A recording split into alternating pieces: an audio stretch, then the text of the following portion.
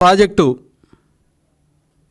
దాని తాలూకా ప్రాశస్త్యం, దాని తాలూకా ప్రాముఖ్యత ఏ విధమైనదో ఒక విజనరీ నాయకుడిగా ఆయనకి తెలుసు. కాబట్టి వారు దాని మీద ఆ రోజు అంత పెద్ద ఎత్తున శ్రమ పెట్టి పనిచేపించారు. తరువాత 2019, 2024 మధ్య వచ్చినటువంటి ప్రిజనరీ, మరి ప్రిజనరీకి చాలా తేడా ఉంటుంది. కాబట్టి ఈ యొక్క ప్రిజనరీ వచ్చిన తర్వాత కనీస అవగాహన లేనటువంటి ముఖ్యమంత్రి, కనీస పరిజ్ఞానం లేనటువంటి ఇరిగేషన్ మంత్రి, ఇద్దరు మంత్రులు చేశారు. ఒక ఆయనేమో అసెంబ్లీలో హేళనగా పర్సెంటా కాదు, we are committed, we are completed, we will completed అని చెప్పి నేను అసెంబ్లీలో మాట్లాడి 2021 డెడ్ లైన్ పెట్టారు, 2022 డెడ్ లైన్ పెట్టారు, 2023 డెడ్ లైన్ పెట్టారు, 2024 డెడ్ లైన్ పెట్టారు. ఎన్నికలు వచ్చినాయి, వాళ్ళు మాత్రం ఇంటికి వెళ్ళారు. కానీ ఆ ప్రాజెక్ట్ ఎక్కడ ఉందో తెలియదు. ఆ ప్రకటన చేసిన మనిషి కూడా ఏడ ఉన్నాడు ఈరోజు కనపట్లేదు, అది వేరే విషయం. తర్వాత ఇంకొక ఆయన వచ్చాడు, మంచిగా సంబరాల రాంబాబు గారు. వారు వచ్చి అది ఎప్పుడు పూర్తవుతుందో మాకు తెలియదు అని చెప్పేసి అని వారు కనీసం మంత్రిగా బాధ్యత లేకుండా ఏ విధంగా మాట్లాడాడో రాష్ట్ర ప్రజలందరూ కూడా చూసినారు. వారి హయాంలో మరి గైడ్ బండ్ దిగిపోవడం కానీ, డయాఫ్రామ్ వాళ్ళు 15 నెలల పాటు పని ఆపేసి, మరి హైదరాబాద్ ఐఐటి వారు కూడా ఈ యొక్క వైసీపీ పాలన వల్ల, వారి నిర్లక్ష్యం వల్ల డయాఫ్రామ్ వాళ్ళు మొత్తం నాశనం అయిపోయిందని చెప్పేసి అని అంటే, మరలా చంద్రబాబు నాయుడు గారి నాయకత్వంలో ప్రజల ఆశీర్వాదంతో 164 సీట్లతోటి ఈ రాష్ట్రంలో తెలుగుదేశం, జనసేన, బీజేపీ పార్టీల కూటమి అలయన్స్లో ముఖ్యమంత్రిగా మరలా చంద్రబాబు నాయుడు గారు ప్రమాణ స్వీకారం చేసిన తర్వాత, ఆయన క్షేత్ర పరిశీలన చేసిన తర్వాత, మరలా దానికి ఒక స్పష్టమైనటువంటి టాప్ ప్రయారిటీగా, ఫస్ట్ ప్రయారిటీగా యొక్క ప్రాజెక్టును తీసుకుని పనులు ప్రారంభించి రికార్డు సమయంలో కేవలం 15 నెలల కాలంలోనే 990 కోట్ల నిధులను వెచ్చించి వారు ఈ యొక్క డయాఫ్రామ్ వాల్ని పూర్తి చేయటం, పోలవరం ప్రాజెక్టును మరలా గాడిలో పెట్టి పరుగులు పెట్టిస్తున్నటువంటి నేపథ్యం. పోలవరం ప్రాజెక్టు అంటే మామూలు ఊరికే ఒక జలాశయము, లేకపోతే దాన్ని ఏమంటాం, ఒక డ్యాము కాకుండా బహుళార్థక సాధక ప్రాజెక్టు. దేశంలోనే అత్యంత ప్రాముఖ్యమైనటువంటిది, అతిపెద్ద ప్రాజెక్ట్ ఇది. దీనివల్ల ఒక పక్క 28 లక్షల మందికి తాగునీరు ఇవ్వడంతో పాటు 7.5 లక్షల హెక్టార్లకు మరి సాగునీరు అందించడంతో పాటు గోదావరి వరదలకు సంబంధించి నియంత్రణ చేపట్టడం, దాంతోపాటుగా ఏదైతే 960 మెగావాట్ల విద్యుత్ ఉత్పత్తి సామర్థ్యంతో అక్కడ జల విద్యుత్ కేంద్రాన్ని కూడా నిర్మిస్తున్నటువంటి సంగతి. అంటే బహుళార్థక సాధక ప్రాజెక్టు. ఈ ప్రాజెక్టు నిర్మాణం పూర్తయితే ఒక పక్క లెఫ్ట్ కెనాల్ ద్వారా ఉత్తరాంధ్రకి, అటు పరిశ్రమలకి నీరు అందించడం కానీ, అటు విశాఖ వాసులకి, ఉత్తరాంధ్ర వాసులకి ఎన్టీఆర్ సుజల స్రవంతి ద్వారా త్రాగునీరు అందించడంతో పాటుగా, ఇటు రైట్ కెనాల్ ద్వారా ఏదైతే ఈరోజే మన గౌరవ మంత్రి గారు, జలవనరుల శాఖ మంత్రి నిమ్మల రామానాయుడు గారు ఈ ఎల్నినో ప్రభావంతో పట్టిసీమ ద్వారా ఏదైతే ఆ రోజు చంద్రబాబు నాయుడు గారు లిఫ్ట్ ఇరిగేషన్ రికార్డు సమయంలో 11 నెలల్లో పూర్తి చేసినటువంటి ఆ యొక్క ప్రాజెక్ట్ ఉందో, ఆ తాలూకా ఈరోజు రాయలసీమకి నీళ్లు అందించడానికి ఏదైతే ఉదయం వారు నీటిని వదిలారో, ఆ యొక్క రైట్ కెనాల్ ద్వారా మరి కృష్ణా జిల్లాకి, కృష్ణా డెల్టాకి తీసుకొచ్చి అక్కడి నుంచి మనం రాయలసీమకి నల్లమల్ల సాగర్ ప్రాజెక్టు నుంచి రాయలసీమకు కూడా సాగునీరు అందించేటువంటి బృహత్తరమైనటువంటి ప్రాజెక్టు. ఆ ఒక్క ప్రాజెక్టు పూర్తయితే అటు గోదావరి జిల్లాలన్నీ కూడా సస్యశ్యామలం అవడంతో పాటు, ఇటు పక్క ఉత్తరాంధ్రకి సాగునీరు అవసరాలు, పరిశ్రమల అవసరాలు తీర్చేటువంటి అతిపెద్ద ప్రాజెక్టుగా అది మారుతూ ఉంది. మరోపక్క రాయలసీమకు కూడా ఆ యొక్క ప్రాజెక్టు పనిచేస్తూ ఉంది. అంటే జాతీయ ప్రాజెక్టుగా అది మొత్తం రాష్ట్రం అంతా కూడా పనిచేసేటువంటి అతిపెద్ద ప్రాజెక్టు. అందుకోసమే నాడు మొట్టమొదటి క్యాబినెట్లోనే ఆ ప్రాజెక్టుకి ఇబ్బందిగా ఉన్నటువంటి 7 ముంపు మండలాలని కూడా మీరు ఆంధ్రప్రదేశ్లో కలిపితేనే నేను ముఖ్యమంత్రిగా ప్రమాణ స్వీకారం చేస్తానని చెప్పేసి అని చంద్రబాబు నాయుడు గారు చెప్పడం, మొట్టమొదటి క్యాబినెట్లోనే ఆ 7 మండలాలను కూడా ఆంధ్రప్రదేశ్లో విలీనం చేసేటువంటి కార్యక్రమం చేపట్టి అది అయిన తర్వాతే ఆయన ముఖ్యమంత్రిగా ప్రమాణ స్వీకారం చేశారు.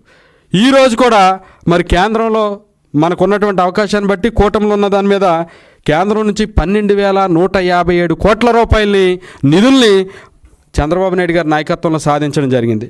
మరి జగన్మోహన్ రెడ్డి గారు తీస్తే రివర్స్ టెండరింగ్ అని చెప్పేసానని అయ్యే పనులన్నీ కూడా ఆపేసి ఏ రకమైనటువంటి ప్రాజెక్టు ముందుకెళ్లకుండా 72% 2014-19 మధ్యన చంద్రబాబు నాయుడు గారి నాయకత్వంలో తెలుగుదేశం ప్రభుత్వం పనిచేసి పూర్తి చేస్తే, జగన్మోహన్ రెడ్డి గారు వచ్చిన తర్వాత ఈ 2021లో పూర్తి చేస్తాం, 22లో పూర్తి చేస్తాం, 23లో పూర్తి చేస్తాం, 24లో పూర్తి చేస్తాం అన్నటువంటి మనుషులు మినిమం 2% కూడా ఆ పనులు పూర్తి చేయనటువంటి పరిస్థితిలో ఇప్పుడు 90% పైగా పనులన్నీ కూడా పూర్తయ్యి 2027 పుష్కరాలు గోదావరి అఖండ గోదావరి పుష్కరాలు ప్రారంభం కాకముందే ప్రధానమంత్రి గారి చేతుల మీదుగా జాతికి అంకితం చేసేటువంటి కార్యక్రమాన్ని ఈ ప్రభుత్వం చేపడతా ఉందని ముఖ్యమంత్రి గారు కానీ జలవనరుల శాఖ మంత్రి రామానాయుడు గారు చెప్తా ఉన్నారంటే ఈ యొక్క ప్రభుత్వం ప్రాజెక్టు మీద తీసుకున్నటువంటి శ్రద్ధ కానీ చూపిస్తున్నటువంటి శ్రద్ధ కానీ వాళ్ళకు ఉన్నటువంటి చిత్తశుద్ధి కానీ తెలియజేస్తామని ఈ సందర్భంగా తెలియజేసుకుంటూ,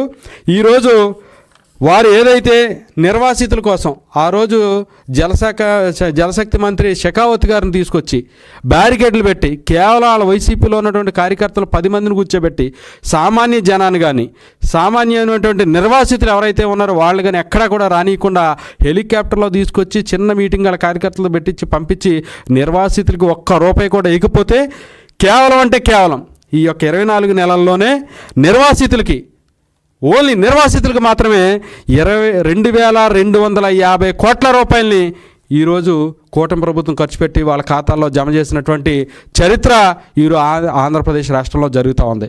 మరో పక్కన ఈ ప్రాజెక్టును ఆపడానికి ఇటేమో ప్రతిపక్షం నానా కుయుక్తులు పండుతూ ఉంటాయి.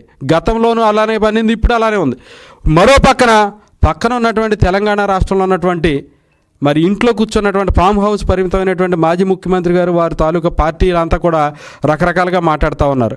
మొన్న కూడా కేటీఆర్ గారు ఏదో మాట్లాడుతున్నారు, చిన్నప్పటి నుంచి ఇంటా ఉన్నాం, మేము కాళేశ్వరం కట్టి చూపించాం, మీరు ఇంకా పోలవరం నుంచి కట్టలేదని. పోలవరం తాలూకా చరిత్ర తాలూకా ప్రాజెక్టు ఎలాంటిదో తెలిస్తే ఖచ్చితంగా మీరు అలా మాట్లాడరు. మీరు కాళేశ్వరం కట్టారు, అది కాళేశ్వరం కాదు కూలేశ్వరం అని యావత్తు భారతదేశం అంతా కూడా మీ గురించి మాట్లాడుకుంటున్నటువంటి విషయాన్ని మీరు గమనించాలి.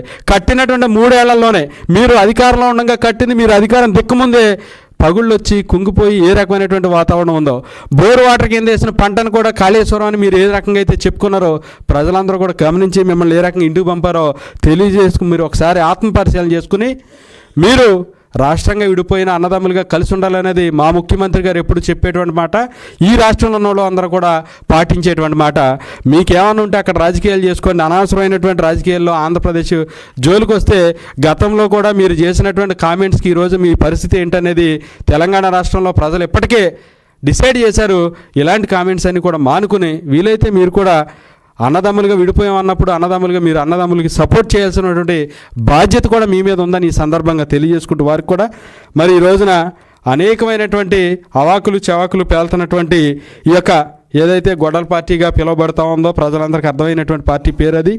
వారు మరి ఈ రోజున దీని మీద కానీ అనేక విషయాల మీద మాట్లాడుతూ ఉన్నారు. ఏ రోజైనా మీరు 5 ఏళ్లలో ఒక్క ఇరిగేషన్ ప్రాజెక్ట్ అయినా పూర్తి చేసినటువంటి దాఖలాలు ఉన్నాయా? మీరు చెప్పాల్సినటువంటి అవసరం ఉంది ప్రజలకని ఈ సందర్భంగా అడుగుతా ఉన్నా.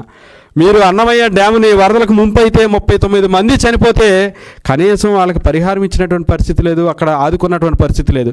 పోలవరంలో ముంపు జరిగితే 2 సార్లు మీ హయాంలో ముంపు జరిగితే అపోజిషన్లో ఉన్నటువంటి కనీసం మాకు అక్కడ ఎమ్మెల్యేలు కూడా లేనటువంటి మేమెళ్ళి వాళ్ళకి పాలు కానీ మరి కాయగూరలు కానీ భోజనాలు కానీ పెట్టి వారిని అన్ని రకాలుగా మేము ఆదుకుంటే మీరు వచ్చి 2 ఉల్లిపాయలు 3 బంగాళదుంపలు 1/2 కేజీ రైసు ఇచ్చి చేతులు దుప్పుకున్నటువంటి పరిస్థితి. ఈ రోజుకి కూడా మీ హయాంలో జరిగినటువంటి నష్టానికి నిర్వాసితులకి ఎక్కడ కూడా ₹1 సహాయం అందనటువంటి పరిస్థితిని మీకు గుర్తు చేస్తా ఉన్నా.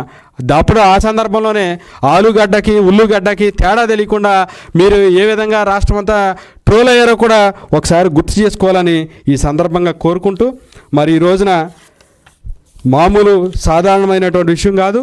ఖచ్చితంగా కూటమి ప్రభుత్వంలో చంద్రబాబు నాయుడు గారి నాయకత్వంలో పోలవరం ప్రాజెక్టును పూర్తి చేసి ఒక సువర్ణాక్షరాలతోటి ఆంధ్రప్రదేశ్ చరిత్రలోనే కాదు భారతదేశ చరిత్రలో చంద్రబాబు నాయుడు గారి నాయకత్వంలో చంద్రబాబు నాయుడు గారి పేరు చిరస్థాయిగా నిలిచిపోతుందని ఈ సందర్భంగా తెలియజేస్తూ, ఈ సందర్భంగా ఎవరైతే ఈ యొక్క ప్రాజెక్టుల గురించి మాట్లాడుతూ ఉన్నారో, ఏ ప్రాజెక్ట్ అయినా మీరు చేసినటువంటి కార్యక్రమాలు ఏవైతే ఒక్కటన్నా ఎక్కడైనా మేము ఇదిగో ఈ యొక్క ప్రాజెక్టు పూర్తి చేసాం, లేకపోతే ఈ యొక్క పని మేము పూర్తి చేసాం, లేకపోతే నిర్వాసితుల కోసం ఇంత మేము డబ్బులు కేటాయించాం, ఇంత చేసాం అనేటువంటి ఏదైనా ఉంటే ఎవరైనా చర్చికి రావాల్సిందిగా మిమ్మల్ని ఆహ్వానిస్తూ ఉన్నాం. ఆ ప్లేస్ మీరు డిసైడ్ చేసుకున్నా సరే, మమ్మల్ని డిసైడ్ చేసేమన్నా సరే, టైం మీరు చెప్పినా సరే, మమ్మల్ని చెప్పమన్నా సరే, ఎక్కడైనా ఎప్పుడైనా చర్చికి మేము సిద్ధంగా ఉన్నామని ఈ సందర్భంగా తెలియజేస్తూ, ఒక్కసారి పరిశీలన చేస్తే కనుక ఇప్పటివరకు కూడా దాదాపుగా పునరావాస కేంద్ర కాలనీలు ఏవైతే ఉన్నాయో 26 కాలనీలు, 49 కానీ 29 కాలనీలు పూర్తి చేసాం. ఇంకా మిగతావి కూడా డిసెంబర్ 2026కి పూర్తి చేయడానికి ఈ యొక్క ప్రభుత్వం టార్గెట్ పెట్టుకుందని ఈ సందర్భంగా తెలియజేసుకుంటూ, మొత్తం నిర్వాసితుల కుటుంబాలకు సంబంధించి 38,060 కుటుంబాలకు గాను ఇప్పటికే దాదాపుగా 15,000 కుటుంబాలు పూర్తిగా అక్కడి నుంచి సురక్షితమైనటువంటి ప్రాంతాలకు వాళ్ళకి ఇవ్వాల్సినటువంటి ప్యాకేజీ ఇచ్చి తరలించినటువంటి పరిస్థితి కూడా ఈ సందర్భంగా తెలియజేసుకుంటూ, ఏదైతే పునరావాసానికి సంబంధించి ఏదైతే భూమి కానీ ఇళ్ళు ఇవ్వటంలో కానీ మిగతా విషయాలకు సంబంధించి వాళ్ళకి సంబంధించినటువంటి అనేకమైనటువంటి మౌలిక వసతుల కల్పనకు సంబంధించి కానీ 1,99,000 ఎకరాల సేకరణకు కానీ ఇప్పటికే దాదాపు 90,000 ఎకరాలని సేకరించి వాళ్ళకి అప్పగించేటువంటి ప్రయత్నం ఈ ప్రభుత్వం చేపట్టిందని ఈ సందర్భంగా తెలియజేసుకుంటూ, ఓ పక్కన కుడికాలకి 22,000 క్యూసెక్కులు వాళ్ళకి ఇవ్వటానికి ఇదంతా కూడా బడ్జెట్ పెంచి కాలువలన్నీ కూడా బాగు చేయడం జరిగింది. అదేవిధంగా 1,200 కోట్ల రూపాయలతోటి ఈ యొక్క ఎడమ కాలువ పనులు చేపట్టారు. 8 దశల్లో పనులన్నీ కూడా యుద్ధ ప్రాతిపదికన జరుగుతున్నాయి. అవి కూడా 95% పనులన్నీ కూడా దాదాపు పూర్తి కావచ్చుని, మరికొద్ది నెలల్లోనే అది కూడా పూర్తయ్యేటువంటి పరిస్థితి ఉంది. అదేవిధంగా 450 కోట్లతో పునరావాస కాలనీల నిర్మాణానికి టెండర్లు